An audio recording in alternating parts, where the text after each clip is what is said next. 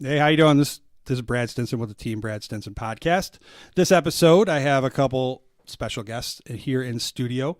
The intent of this podcast overall is to bring attention to all things veteran, connect us to resources, have veteran-owned businesses on as guests, identify veteran-friendly realtors, veteran-friendly everything. So all things veteran. One tribe, one fight. That's right. Unite. So in studio with me, I have a good friend of mine who is an Army veteran, and we're not going to hold it against her. Julie Seger, how the hell are you? I'm well. How are you, Brad? Not too bad. Thanks for coming on. Thanks for having me. Well, what do you want to talk about today? Whatever you want to What do talk we got about. going on? What do we got going on? Like, how did we meet? How about that? We met at one of your military mortgage boot camp classes that I took a couple months ago, and I just thought it was fantastic, and I wanted to get involved and see what else you had going on Why is that? Why did you want to get more involved? because I wanted to serve other veterans. You want to serve your fellow veterans, That's right. right? Fellow veterans. We're still working on some kinks here. Not too good at this speaking thing. She was like, I'm not articulate. I can't talk about myself. Well, we're going to get it I out of hate you talking today. about myself, but Brad's pulling it out of me. Oh, yeah. Well, if you don't serve your fellow veterans, they're going to go somewhere else. That's right. So I'd rather Right? get the satisfaction of serving them myself. So we're going to get comfortable being uncomfortable today Okay. and do things out of our comfort zone because there's no growth in the comfort zone. That's right. So, Army, what years? What'd you do? Lay it on me. Went into the Army in 1995 when I was 17. Did not want to be in the medical field, but of course, where the Army put me, right in the medical field. I was a 91 Bravo, 91 Delta combined, What's which that? is a medic first and then an operating room technician. I was in the Army Reserves, served in Taunton, Massachusetts. In what, Massachusetts? Taunton, Massachusetts. It's outside of Boston. Okay. So you're from that area, correct? Yes, I'm from Massachusetts. Grew up on Cape Cod, lived in Boston for a while, but yes, my unit, 399th Combat Support Hospital in Taunton, Massachusetts. Taunton. Taunton. All right. So what'd you do? So you're a medic. How many years did you serve? I was in for 4 years and then 2 on inactive reserves. So you got off of the reserves in 99, Mm-hmm.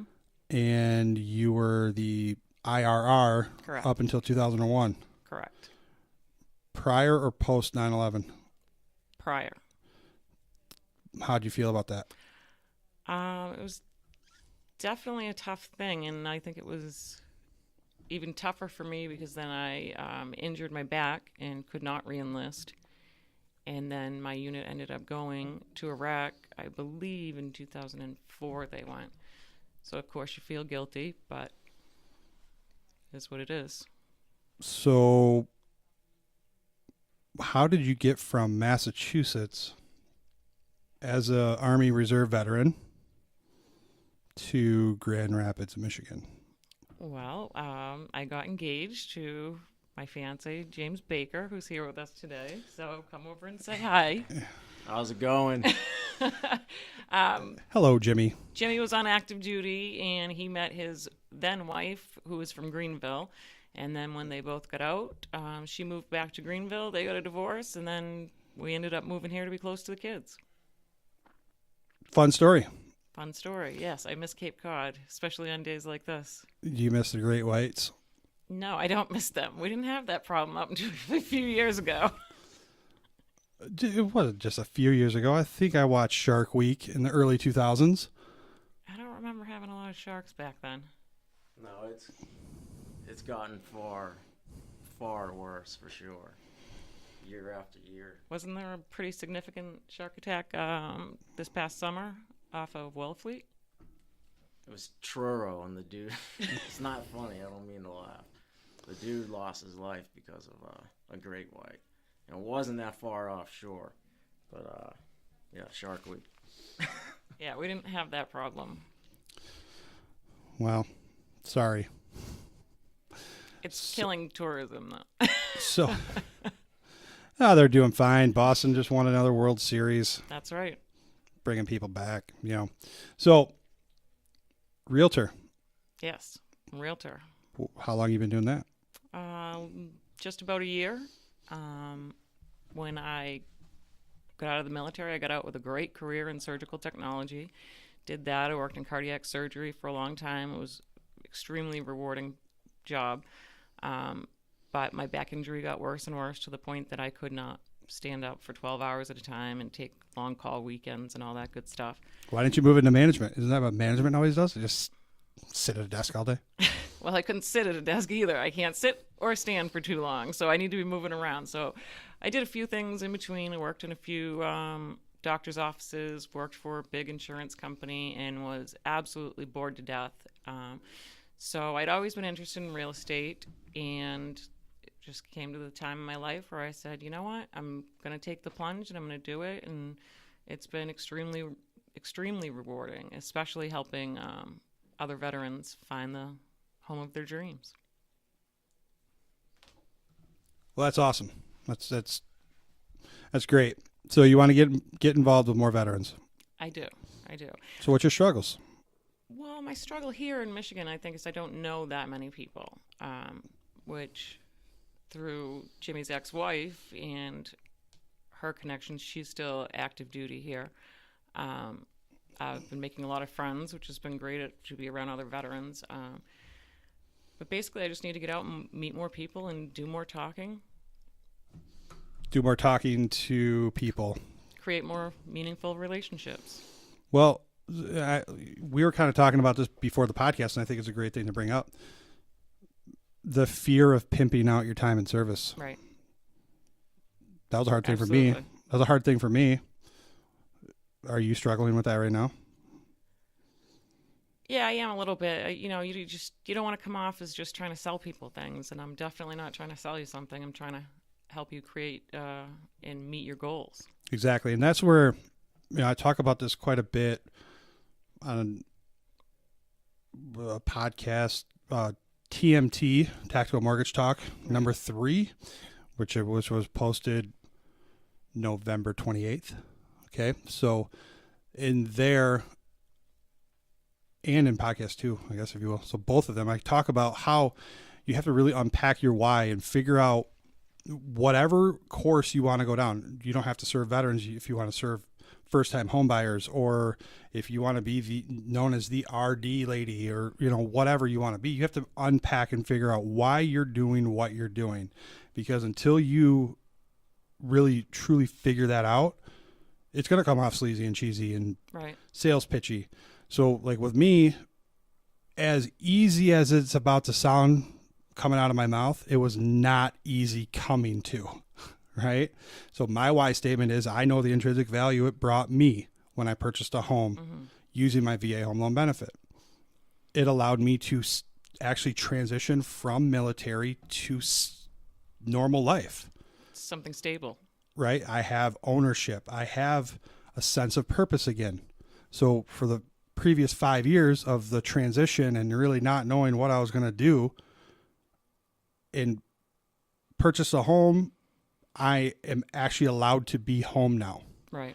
So it is with that feeling that I'm going to pay it forward to every veteran I talk to, and I'm going to fight with every ounce of my being to pay that forward and get them into a home. That's why veteran home ownership is such a big deal to me, because I know how it helped me overcome or slay the dragon, deal with the demons. Mm-hmm. And I found that when we moved to Michigan, one of the things I was struggling with was we hadn't bought a home here, and we were moving around a little bit, and I just didn't feel comfortable. And when we finally did buy a home here using our VA loan, it was one of the easiest processes that we could have gone through, and it was just seamless. And we had a great realtor at the time, and that's part of the reason why I joined Coldwell Banker, was because he was so fantastic, and it was just really easy using our VA home loan. It actually cost us less than it would have cost us to move into a rented house using our no down payment. A VA home loan should always cost less. Compared to any other loan product, the VA home loan will absolutely be the cheapest monthly payment wise, the least amount of money down at the closing table, and the easiest financing, like credit underwriting or guidelines to get into. And it should be easy because you're dealing Should be easy. You're dealing with so much other stuff. Life's going on. You're trying to, readjust if you've been deployed or whatever. And it shouldn't be complicated. It should be a seamless process. And I think when you have somebody like yourself who is very well educated on it and you're a specialist on it, as far as I'm concerned, it's just a really easy process. And I know my clients have said nothing but wonderful things about you. Well, that's awesome. That's good to hear. Because I mean, not only do I pay it forward in that route, it means a lot to me if somebody sends me a veteran, right, for our relationship, Right? Because you're putting your name out on the line, right? Mm-hmm. Hey, I know this guy who does VA home loans really, really well. Well, if I drop the ball, then that just drops your credibility. And I know that I can text you at 10 o'clock at night and say, Brad, what's going on? Yeah. The frantic calls. I don't know. I got nothing for you. I need help with this offer. Help me write this offer. And you're just great about that. Part of the reason why I became a VA home loan specialist is exactly what I told you, but I knew the struggles that I had when I purchased a home, mm-hmm. right? I had all these questions, and it went into I don't know where it went. Nobody would answer my freaking questions, right? So I'd call my loan officer. They wouldn't answer their phone. I'd leave a message. Maybe a week later, I'd hear something back. That's just crazy. And they don't know what they don't know, and I don't know what I don't know. But as a veteran, we go to the people that we think we can trust. Right. Right? Somebody in the profession. So who are the people that we think we can trust? The people that we're told to. Right. So you have these big national lenders. Very familiar with them. Right? That really they take advantage of veterans. It's a disservice. Correct. And they give misinformation. And they just never, ever do what is right for the veteran. Okay, so if I know one of them does not provide financing for manufactured homes or modular homes. Mm-hmm. Okay, so they tell the veteran the VA won't allow it. Bullshit. That's infuriating. Absolutely infuriating. The blame the VA things are what's called lender overlays. Mm-hmm. Okay. How this all works is a lender overlay is an additional layer of risk protection. So to clarify, the VA does not give the money. The role of the VA in this whole thing is guaranteeing a lender correct 25% of the loan amount in the event a veteran forecloses or defaults on the home loan, meaning that the VA will pay 25% of the original loan amount to the lender if the veteran decides not to make payments. However, from the VA Lender Conference this year, the latest updated stat was 0.92% of all VA loans foreclosed on versus conventional at a little under 5%. FHA is over 10%. No, I believe okay. that. So as a lender, that's telling me that I have a 99.08% chance of receiving an on-time payment every month for the next 30 years. And if not, the VA is going to give me 25% of the original loan balance and wipe the loan off my books. Not too shabby. Sign me up.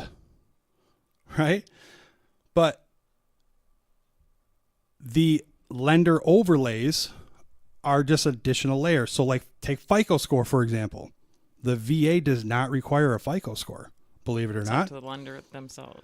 But every lender across the country is going to say you need at least a 580 is probably the most common one now, Mm-hmm. or 620. Now, if you were to be able to find a lender that would provide a home loan to a veteran with a 351 FICO score, which is 1 point higher than the bare minimum, the VA is going to guarantee it 25%, no questions asked. So that's what overlays are. Okay. Right. Blame the VA thing. So because somebody calls one of these places and they say, well, the VA won't allow it. Now the veteran is going to go tell all their other veteran buddies, hey, guess what? You know, so that's why we're in this predicament where it seems like the VA home loan is an inferior product when in fact it's the best. It's a superior product. The best product on the market. And as a realtor, as a loan officer, it is your fiduciary responsibility to make sure that you get your client into the best programs and the best homes possible. Correct? So if a veteran is eligible for the VA home loan, don't you think that's your fiduciary responsibility to ensure that he or she is utilizing that financing tool? Absolutely. And one of my clients recently that you and I worked together on, they had been told by a big bank that she was not eligible to use her VA loan because she was still actively in the Guard, which was false. And I said, no, that's crazy. I literally laughed out loud when you told me that. I said, call Brad. Whoever your loan officer is at that big bank doesn't know what he's talking about. Yeah, exactly. And she was, had her eligibility in what, minutes? Yeah, I had her eligibility document in 30 seconds and I had her pre-approved within 24 hours. But the thing is that bank was going to make her put 20% down. Absolutely. So 20% of the loan amount, $20,000 or more. On top of that, she has to pay even more upfront costs. The interest rates are going to be higher. Like, come on. Really? So I got her the same exact amount. I think, the pre-approval amount was even more. Correct. Okay. But even with the higher loan amount, the monthly payments were less. Right. And she was able to, instead of having to have her home purchase contingent on the sale of her current home. Yep. Because she was going to need the proceeds from the sale of her current home to pay for closing costs and down payment. I said, well, that's not going to be a problem. So we didn't have to have any contingencies on that offer. And we ended up having the sellers pay the closing costs and with zero money down. And now they've got a nice little fat check in their pocket to move on to their new house with. They're newlyweds, so maybe they're going a honeymoon. Number 2. They just bought a big house, so I think they'll be putting a lot of furniture in there and trying to fill it with kids. Go to IKEA. Don't go to IKEA. It all breaks. Eventually. Everything breaks eventually. Not if it's good old handmade stuff. That stuff that falls apart first. Come on. Do you trust Jimmy making you a bed? Yeah, I do, actually. So, He's getting there with his woodworking. So Julie is a VA educated realtor. She's a veteran herself, and we seem to always have fun every time we do something together. Yeah, we always have fun. And I really enjoy hanging out with you, and I like how involved you are with giving back. That you're involved with a lot of veteran organizations, and it's fun hanging out with you. It's nice to be able to hang out with other veterans and do veteran things for the greater good. Right. So it's just a different level of comfortability when you're with other veterans. Yeah. I mean, I know that anything I say, I'm not going to be judged by. Exactly. Because we have all had to, in one way, shape, or form, be comfortable with doing something that we didn't want to do. And if we do judge you, we'll just laugh at you until you figure it out, right? I'll make fun of you till the day I die about being in the Army, but at the end of the day, I respect the hell out of both of you guys because we answered the nation's call. That's right, and I appreciate that. Right? We were willing to die for this country, and correct, still are. Absolutely. Like I get really pissed off when I see those shootings. Like mother fuzzy navels. You're doing a good job with the fuzzy navel. No swearing, right? Fuzzy navels. FYI, I'm trying to clean up my mouth, so every time I go to drop an F-bomb, a fuzzy navel comes out. I'm trying to clean up my vocabulary as well. So a big component of transitioning and really coming to terms with everything that we did or had to do or be okay with having to do, is getting involved and helping out. Right. And I really want to be involved as much as possible. You know, I got lucky. I was never deployed, you know. Well, But I see the struggles that Jimmy's gone through. He's, you know, spent 27 months in Afghanistan, and it wasn't always easy. yeah.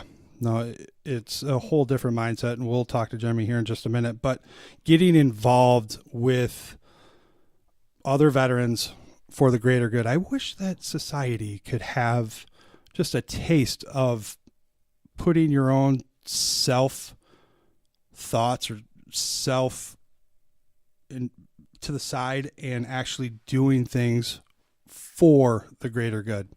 Right? Just imagine where we would be as a country. Yeah, we wouldn't be in half the mess we're in now. All the mess would be gone.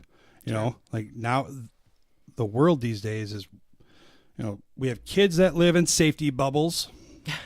Oh, don't even get me going on that stuff. Okay. We have kids that live in safety bubbles, and we have these badasses that just type on a keyboard all day. I say badasses because I laugh hysterically, because they're not freaking badasses. They think they're badasses because they can type fast or stroke hard on a keyboard. And there's anonymity. Exactly. So the minute that you confront them about that in person, they squeal like little pigs and run away. Yeah, exactly. So I would just wish people could push their own opinions to the side and actually have a intelligent conversation for the greater good. I mean, about what we need to do together. Exactly. And not fight against each other. But that was a rabbit hole. We're coming back. Okay. For the greater good. So, such as getting involved with other nonprofits that serve veterans. So, you got involved in one. That's right. I work with Canine Camo Companions, which is run by Lori Vorpy. She's a chiropractor out in Sparta, and I don't know how she finds the time to do everything that she does is for veterans, but she has a organization that helps train and match service dogs with veterans, and one of the greatest gifts that I have in my life we got through Lori and Canine Camo Companions, and that's our dog Hannah. That's Jimmy's special baby, his companion dog, and she's definitely helped him quite a bit. And it's just two of my favorite things, veterans and animals, puppies. Puppies. You know, I'm a big dog lover. If you see my Facebook page, you know that it's... Yeah. How many dogs do you have? We have 3 right now. One of them is a inherited dog, and he'll probably be staying for a while, but we had 5 dogs in the house last month when we had house guests, but it's always a wild time at my zoo. Zoo. That's awesome. No, I got a golden retriever in 2009, so the year after I got out, and she really helped me with a lot of things. You know, even though she's not she has no training in it. It's just they don't need new training. Sense of purpose. You know, right. A new sense of purpose and unconditional love. Unconditional love. You know, when you start to feel panicked, it's amazing what just hugging your dog can do. Yeah, and they can sense that stuff. So, like, I very rarely raise my voice. Like, that's just not God me. Bless you. You know, I yell all day long at the kids. And well, I mean, there are times where I do, but you know, when I do, my dog like panics and comes right over and sits at my feet. Like, well, why? You know, like she can sense that something's wrong, you know, or when I'm going on a business trip, I get that awful look. Oh, that look. Pathetic. Tail down, ears down, head down, eyes up. Don't leave me, Dad. Don't leave me. Son of a... So, I mean, that all started years ago. I would leave to go to work, and I get the look. I'm like, God, just get in the car. I'll take you to daycare. My mom runs a daycare, so for the last, I don't know, 6 years or so, I've taken my dog to daycare every day because I can't stand the look. But she's my ride or die. Everywhere I go, she goes with me, and I love her to death. That's Hannah for sure with Jimmy. Every morning they have their little routine. They go get a coffee. They take a ride around the lake, and they're just best buds. Awesome. And then our other 2 dogs are much younger, so they're a little bit wild, but So no, they're my heart. that's awesome. Canine companions. Canine What- camo companion. Canine camo companions. I'm sorry. So what sort of events are coming up that you know of, not to put you on the spot? That's a good question. I know there's some stuff coming up, but I couldn't tell you off the top of my head. Do you know of anything coming up? What we just did, we dropped off the boxes. Oh, they actually just recently did a fundraiser, and I think they worked with Workbox Staffing, and they put a bunch of donation boxes around different businesses in the greater Grand Rapids area, collecting dog food and leashes and toys and stuff like that, because they have a food pantry once a month for veterans. And if you are a veteran and you have a cat, a dog, or whatever kind of animal, you can go in there once a month, and it's not means tested, so it doesn't matter what your income is. And you can go in and get everything you need, like I said, from leashes to food to toys. They'll also help with those who are enrolled in the program with vet bills and spay and neutering and all that good stuff. Awesome. We got to have her on. Absolutely. Or go I know meet she'd, her.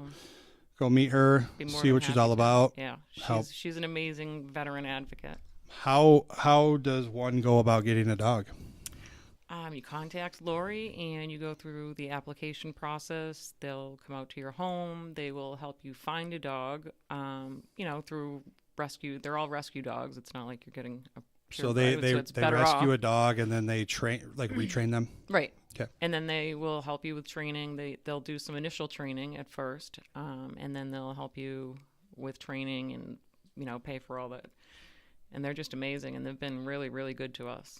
Awesome. Well, I guess it's more of a question for her when she comes on. Yes, and Yeah. she'll be able to tell you much Now more that I than think can about tell it, you. so sorry, whatever. So no, that's cool. So you got involved with that, and has it done anything for you personally? Yeah, it's just knowing that I'm doing things to help animals. Number one, get Are you talking about adopted. your fiance? Yes, I am. But because they're all rescue dogs, that is another piece of my heart that I hold dear, near and dear to, because I'm a big advocate of dog rescues, and so helping dogs find good homes with veterans and helping veterans, find their buddy. Yeah, that means so. Once you get involved with nonprofits or just anything for the greater good, it's pretty incredible what happens to your problems. Yeah, it makes you put things into perspective. Having trouble with that word today, and just makes you realize what life is about, and that's about helping other people. All of a sudden, all your problems kind of reduce to the point where they almost go away. Correct. Because the intrinsic value of helping somebody else is huge. You see, there's a lot of really massive for veteran nonprofit organizations started by people that don't have any legs. Right. Or no arms, or, so. And you think if they can do what they're doing to help other veterans, those of us who are, able-bodied, we shouldn't be complaining about the little things in our life. Exactly. It's about being selfless. That's about, that is almost the intent of this podcast. Share stories, because my story is a lot like Jake Schick, who is the president and founder of 22 Kill. He's a Marine. However, Jake was blown up and he lost a leg. I have both legs and both arms. So how are our stories the same? How can I use his story and motivate me? Well, because we have a lot of the same similarities in our transition stories. Right. Okay. And now he's the president and founder of 22 Kill. Huge nonprofit that brings awareness to veterans suicide and PTSD. If he can pull through all of that shit with one leg, why am I sitting over here being a little bitch?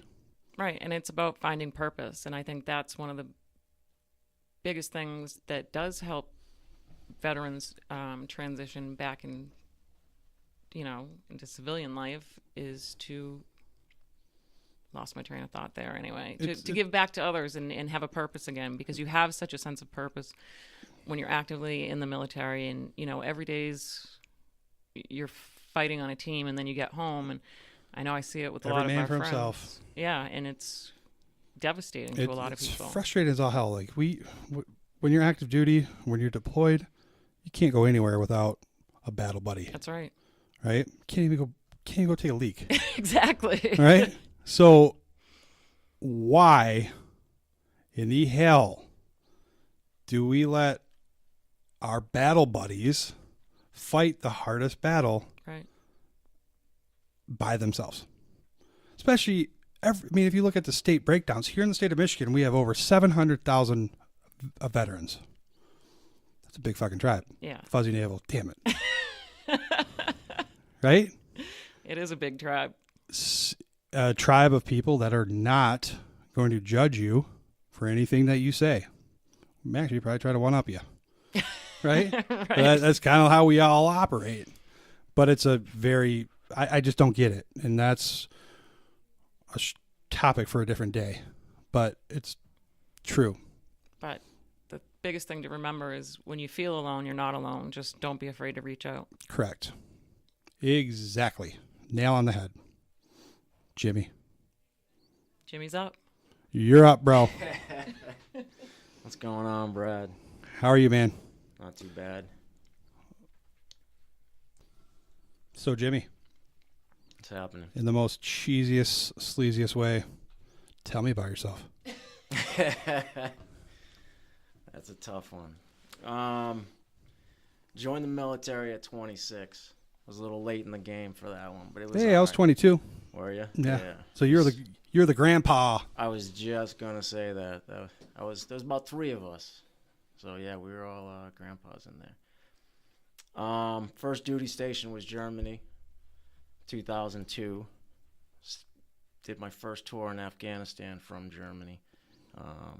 12 months. Where at? In Bagram. Afghanistan? Yeah, first tour was Bagram. Okay. Not too bad of a tour. It was all right. Came back, did 12. You have 12 like months. fans and stuff? No, not too many. Not too many. Came back, did 12 months stateside, PCS to Fort Lewis out there in Washington, SeaTac area. Went back for my second deployment, Patika province, and that was a 15-month right there on that one. So a year and 3 months in Afghanistan both times? Now 12 the first, and then 15 the second. Yeah. So Yeah. you went on a little vacation. 3 birthdays, yeah, for sure. Dude, yeah, I know. Yeah. Spending your birthday overseas sucks ass, yes. But what really sucks is the holidays, man. Yeah, it's challenging for sure. It's like, yeah. oh, crap. Like, But that goes to that bond that we're always Yeah. talking about. Like, Mhm. if you're in the suck and you're eating embrace the suck together. MREs on Thanksgiving in the mountains, I mean, you're going to get close. Dude, did you ever store up the peanut butter No, and the cocoa powder no, and make? No, come on. absolutely not. Come on. Absolutely not. It was all about cheese bread. Oh, you were in the Army, man, so you guys got like PX privileges all the time. You know. Here we go, dude. Here we go. But with that being said, Bagram they had 2 PXs. Bagram was chill. When I went there, it was pretty nice. Subway, Dairy Queen, all that. But Patika province, man, that was a different talk show altogether. So what years were you in? Oh, I entered service 2002. I got out 2010. So when was your first deployment? 05. February 05 to February 06. Okay. So I was in Iraq that time. Yeah. Yeah. Same part of the world. Yeah. 2 totally different pains. Right? Yeah, definitely, for sure. Were you in the cold weather areas? I don't know much Yeah, about I mean, Afghanistan. It was pretty seasonal. It's you have all 4 seasons. It's just a little bit more extreme. Yeah. Okay. Your cold is cold. We were at about 7,500 feet. So you do Okay. get your cold, but you get your hot too. Trust me, you get hot over there. Man. Oh yeah. Our first deployment, we were on a MEU. We were in Egypt doing a dog and pony show, multinational, whose gun's bigger type thing. Right. We're supposed to be there for 45 days, and day 20, like, saddle up, gents, going to Iraq. Roger that. So we got on ship, shaved our heads, and got ready for battle, right? They told us everything that we needed to know about the culture, how the men act, how the women act, Right. what kind of cars they drive, this, that, the other.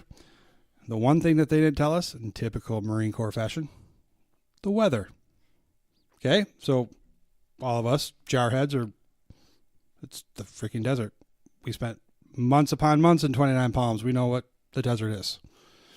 Left all my cold weather gear on ship. First night in Iraq, it was like 30 degrees. Oh yeah, the It's temperature like, dropped. son of a Yeah. bitch. Like, that would have been nice to know. Yeah, So absolutely. I ended up spending like $1,000 on cold weather gear. Jeez. Because, it would get up to, I don't know, 90, 95 in the day, 30 at night. Yeah. Oh, you want to talk about? So we had part of our, I shot artillery. Okay. So the Marine Corps is a bastard child of the armed forces. Artillery is a bastard child of the Marine Corps. So I was a bastard child of the bastard child. But during this deployment, they took one gun crew and placed them and hit Iraq. The rest of us were sprinkled across the entire province. Okay. So I don't even know where we were at this time, to tell you the truth. But part of our operation was to oversee the terrorist highway, I guess, if you will. So we had to stand overwatch every night. So at night, we literally had the conversation with each other. If we light a fire, we stay warm. But if we light a fire, we could get shot. Yeah, exactly. We lit a fire. Yeah. That's just how Marines work. But Yeah. just stupid things that we do when we're active duty, aren't? Yeah. Well, speaking of fire, we were in the mountains 3 weeks out on a mission, and we had the ANA, the Afghan National Army, there. Just like you said, we're trying to operational security, keep it quiet, low key. Mm-hmm. These dudes are singing and lighting fires, man.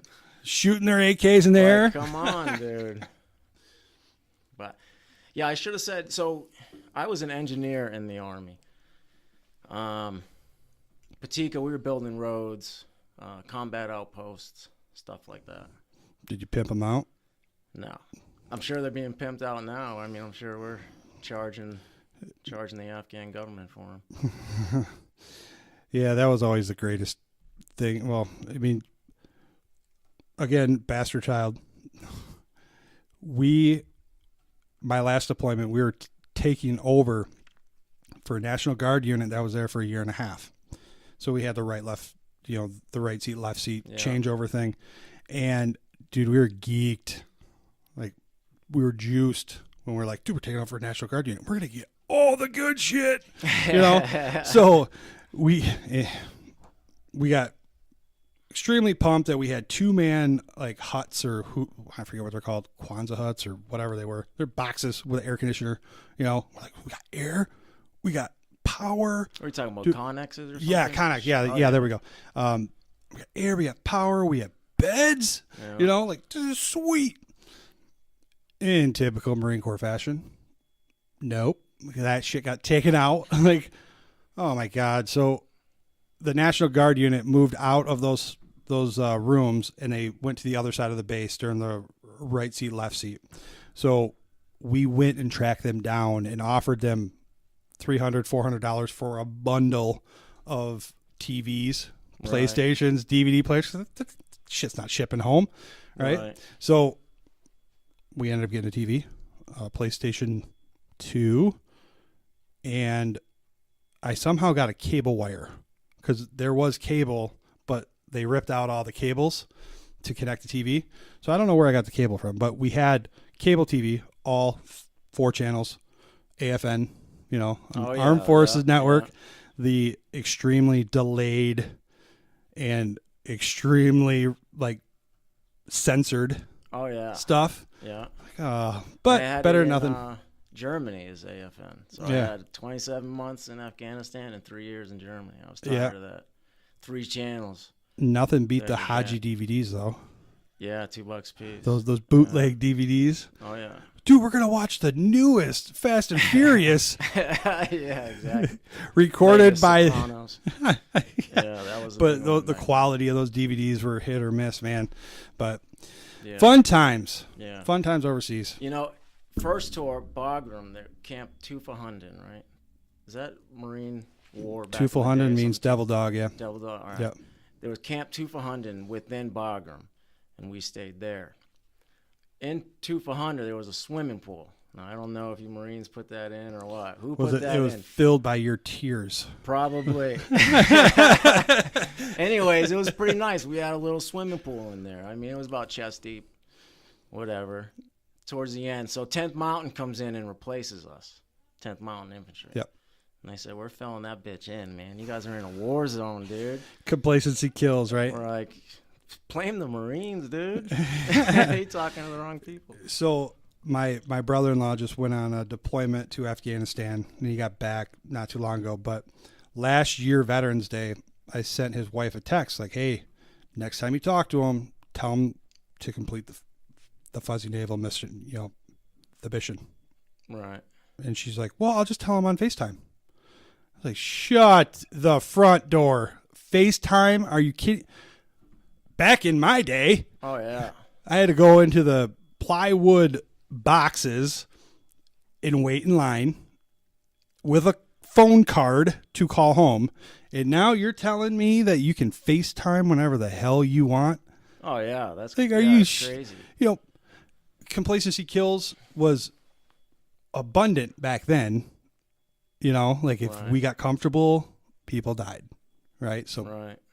I swear to God, the Marines had a person that was their job in the Marines. Make everybody uncomfortable. This is what I'm going to do. Yeah. Right? So I couldn't imagine having a cell phone overseas, deployed, combat tour. Like, are you kidding me? Right? It blew me away. I don't know how you can do that with operational security. Like, I know. How did there's knucklehead clown soldiers. I mean, exactly? So it's just whatever. but yeah. Well, so if this was up to us, we'd be rich, but we're not. It's not up to us. Right. Exactly. We can just sit here and talk about it. Anyways, so 2 tours, came back home. Well, and then 2 Michigan. Well, Massachusetts first. I did 3 years back home in Massachusetts. Okay.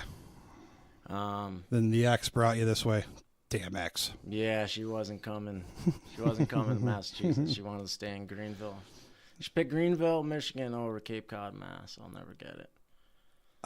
It's the Danish. Yeah. Well, you're right. The Danish festival. That's what brings. Anyways, so you get out. Dude, that had to be hard. It was challenging. You had an Army veteran as a fiance, which is good, but right. But she wasn't there for the first couple of exactly. years. But it was definitely challenging for sure, without a doubt. But like you had mentioned earlier about getting home and purchasing a house and how it has meaning, Mm-hmm. It did give me a sense of purpose. You're in the military, if you have purpose. You get home and it's like, what do I do? Yeah. Like It's what high. now? It's high adrenaline. I mean, every day for 2 years, you had to have the conversation with yourself. All right, bro. If today's the day, no regrets, man. Live a good life. Yeah. You had to come to terms with dying and be okay with it, Yeah. right?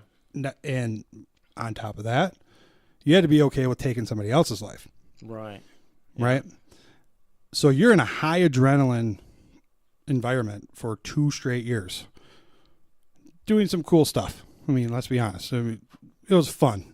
Some of the most fun times I've Exactly, ever had were in right? Afghanistan for sure. Just doing stupid shit. Oh, without a doubt. Unlimited Sober as ammo can too. be. Just Yeah, I know. being clowns. Sober as a jailbird, right? Yeah. And you're having a time of your life. Unlimited ammo too, by the way. Right. Free. Right. Exactly.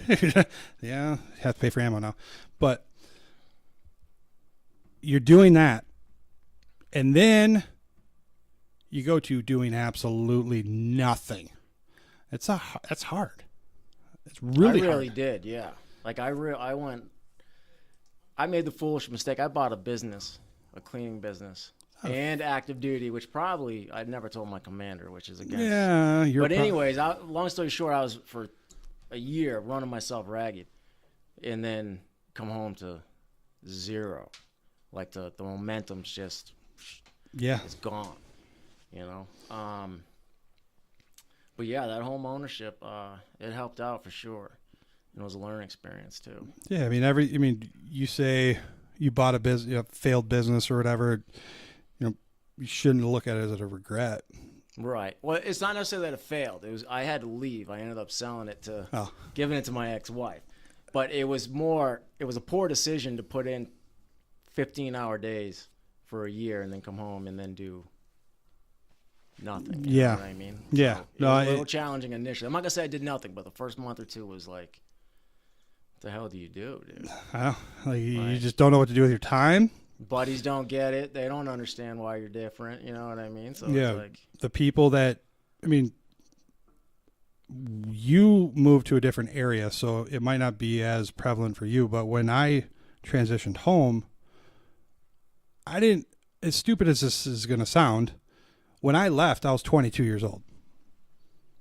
What's going on in your life when you're 22? You're in college. Most of your friends are in college. You're going out to the bars being idiots. Right. On college nights, on Thursdays, and, just doing stuff together, but no idea what you're doing because you're 22. So I left, and when I got out and came home, I went down to the same bar that we used to always hang out at, and I walked in, and it's like, dude, where is everyone? right. And then it all came crashing down when I walked into that door, like, holy shit, they have moved on.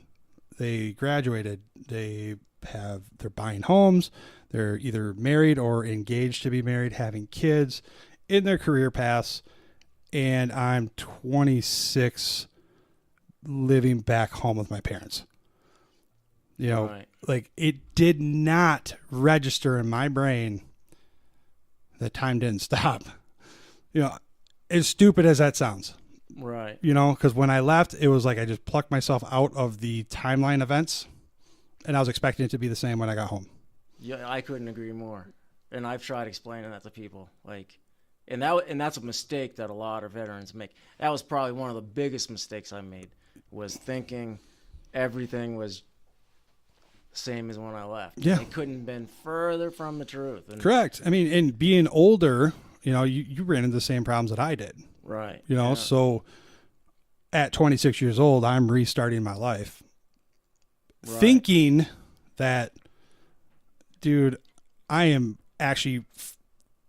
was further ahead in life when I was 18 than I was when I was 26. That was my thought. Like, I don't even have a freaking job. Right. Like, what good am I? It's that hopeless despair feeling, and there's nobody to really help because nobody really understands you. So my last deployment, I had to leave early. I had to leave my bros and country. That sucked. Okay. So when I got back, I transitioned out, moved home, nobody to talk to, so I thought I was all alone. Yeah. If I knew now what that whole saying, but totally shitty way of thinking about it. Right. But when you're going through it, that's all you think of. That's all you know. And with that being said, there's hundreds and hundreds of thousands, if not millions, of veterans that probably sitting in their house thinking the same. Yeah. Same thing. Absolutely. There's this is a tribe, 700,000 veterans in the state of Michigan. Right. You're not alone. If I wouldn't have been so stubborn and shitty when I first got out, the guy who lived across the street from me served in World War II, Marine Corps veteran, stormed the beaches, black sand beaches, flag raising, Mount Suribachi. He served there, the island hopping campaigns. Yeah. Can you imagine the stories that guy has? Oh yeah. He passed away. Yeah. And I never had the opportunity to talk to him. Like, Marines are brothers for life, right? So he would have embraced me with open arms. I know it for a fact. He would have loved to share a story, and I would have loved to hear them. Right. But I was so stupid and stubborn that I just didn't even bother to do it. You know? Yeah. So, I mean, he would have been a great guy to talk to. I would have loved to hear his stories. Oh, absolutely. And What it was it would like? have been probably therapeutic for him to talk to you. Yeah. You know. And that's the thing with veterans is we share the shit out of stories with each other. Like, Right. when did we meet each other?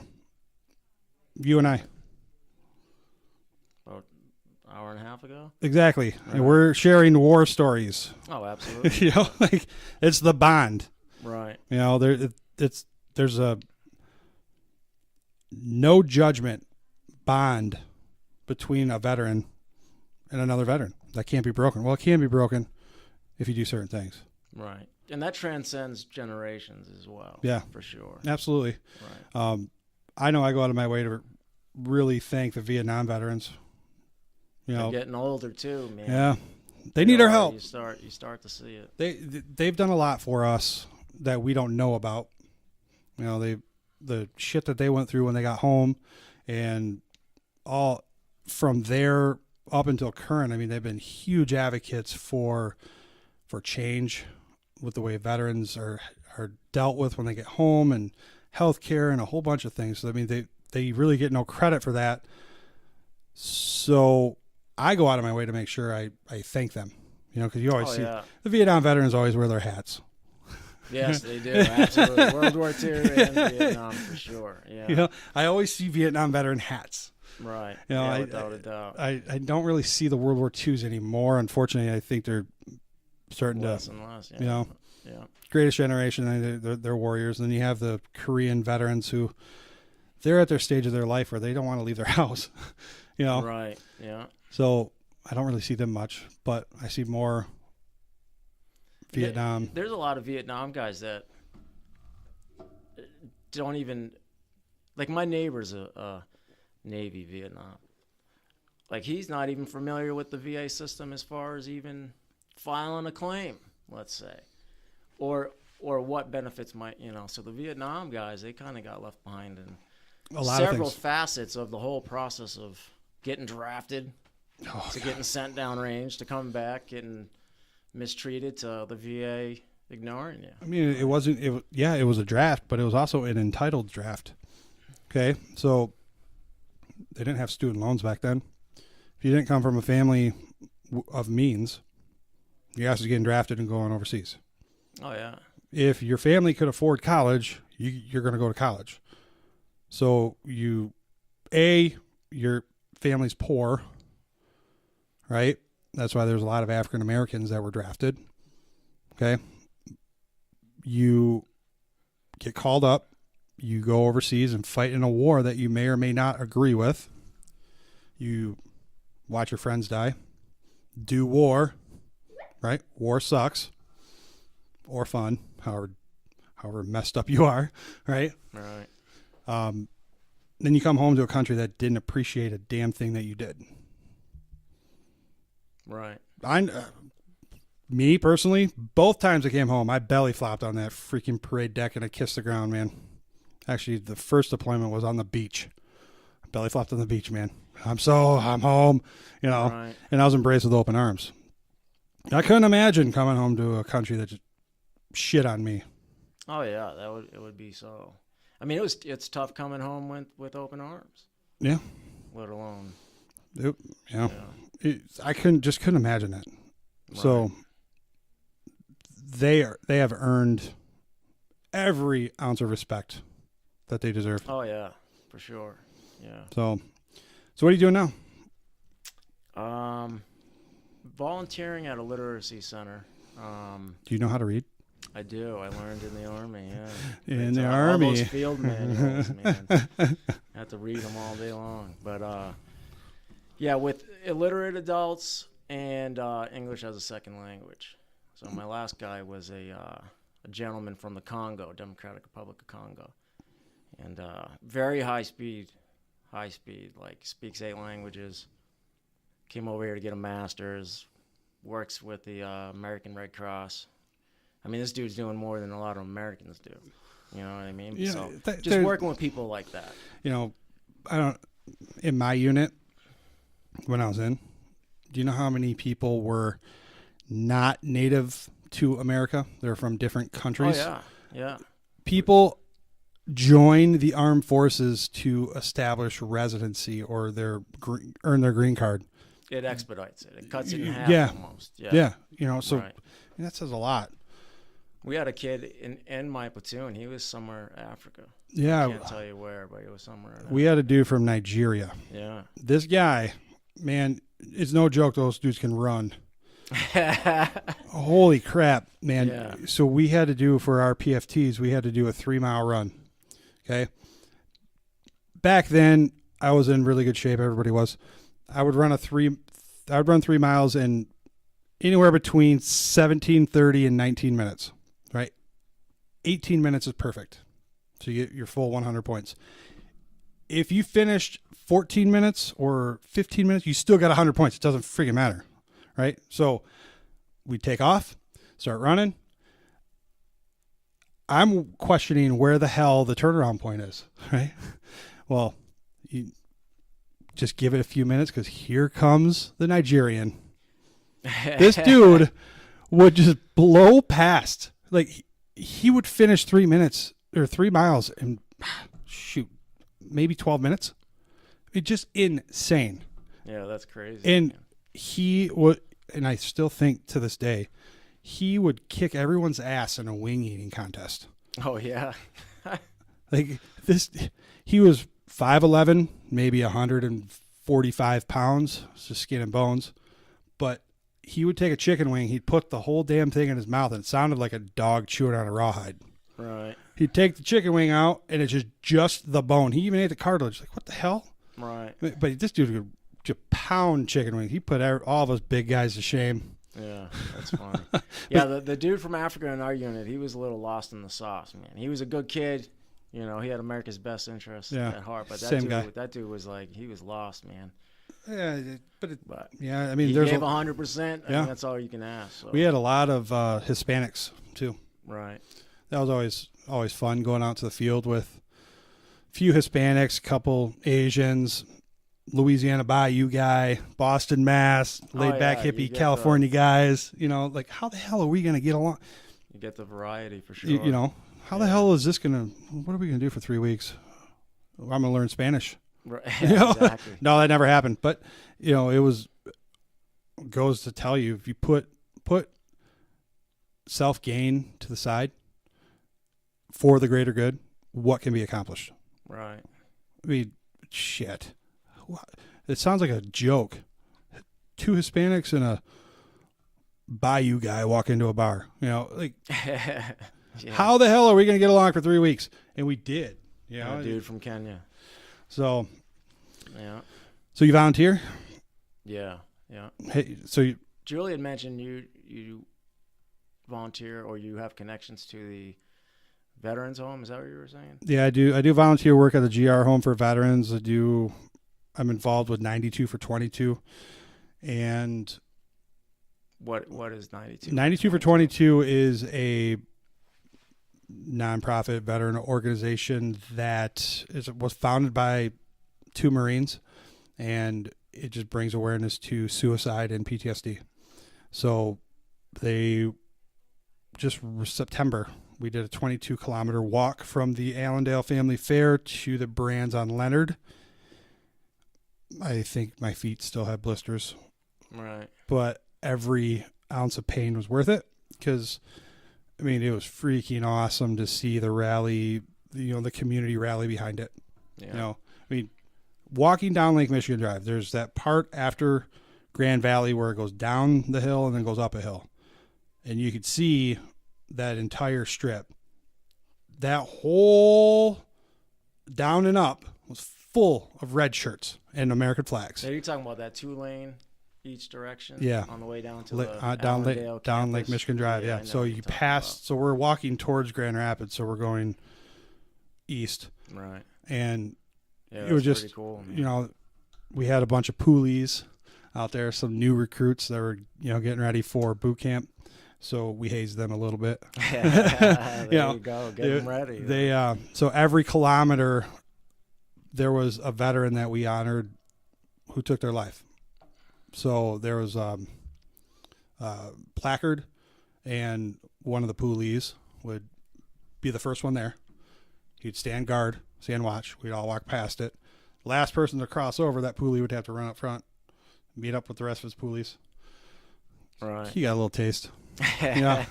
But it was pretty sweet to see, and great event. And I know the 92, they do a 92-mile walk. It's a 3-day event, sometime in April, and I'm hoping to have them on the podcast again here pretty soon to talk about that and all that good stuff. So I mean, they just started it in April, this nonprofit. So yeah, I've helped them out however I can, because being a loan officer is like running a small business. So a lot of their struggles that they're going through right now, growing pains, if you will, I have the remedy for. So I get involved with them. The Blue Star Mothers, Wreaths Across America. I try to do whatever I can to help promote and connect, get involved however I can, because when you get involved, the intrinsic value that it brings you can't be matched. Yeah, I agree. So, sure. Yeah. So you volunteer? Yeah.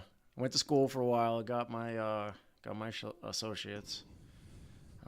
Plus Still don't know what you're going to be when you grow up? Oh, I couldn't tell you, dude. I couldn't tell you. And dude. it's a struggle we all struggle with. Yeah. So, well, I think that about does it. Yeah. Unless you got anything else to say, Julie? Well, I wanted to add one thing first. Okay. I want to speak to the power of that 0% down, because a lot of people don't understand, might be uneducated as far as the 20% down required or private mortgage insurance and how that can eat into your equity down the road, blah, blah, blah, how PMI can be a couple $100.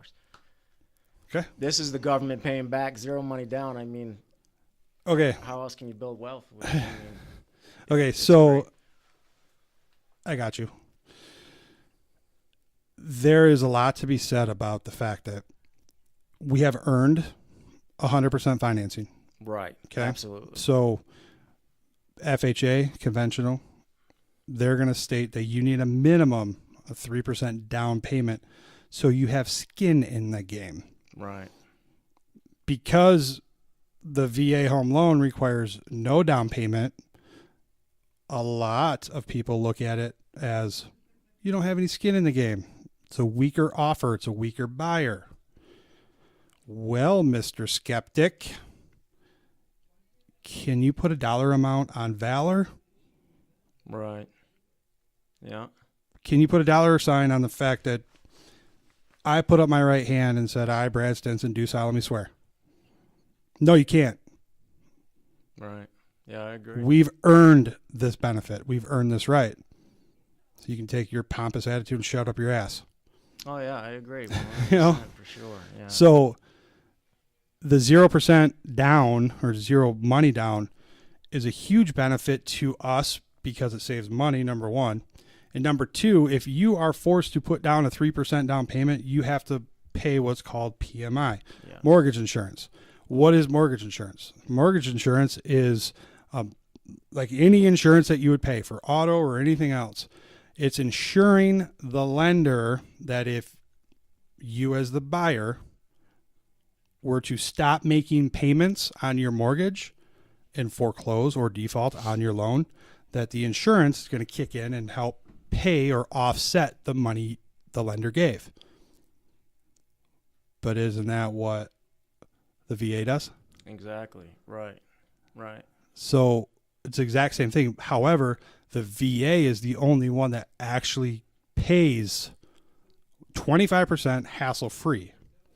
So that's the difference, all right? So if we're talking FHA versus VA route or even conventional route, again, that word fiduciary responsibility, it's your as a real estate agent, as a loan officer, it's your fiduciary responsibility to put your client into the best product available to them, right? How in the hell is putting 3.5% down payment or more to force your client to pay a higher monthly rate your fiduciary responsibility? Why are you going to make a client do that? You say higher rate, you're talking PMI. I'm saying higher monthly payment, right? Period. And rate. Yeah. Okay. Right. So no matter how you look at it, if you put down 3.5% on a $200,000 home loan, you're looking at $7,000. So your starting loan balance is $193,000. Then you roll in your financing of your upfront mortgage insurance premium. Okay. With a VA home loan, you put zero down and you have the starting balance of $200,000. So you would think that your monthly payment is going to be lower with the $193,000. No, it's not, because your interest rate is higher, number one, and number two, you're paying mortgage insurance on top of that, which on a $200,000 home loan, you're looking at $170 a month. Exactly. And that's $170 that you're paying to an insurance company that's not going towards future Correct. pay down appreciation. Correct. And that's what I'm trying to say. That's the power of zero money down, no PMI. It's something your counterparts, your civilian peers, would be hard pressed to be able to do. It gives you the ability to jump up a tax bracket where someone would not be able to do it.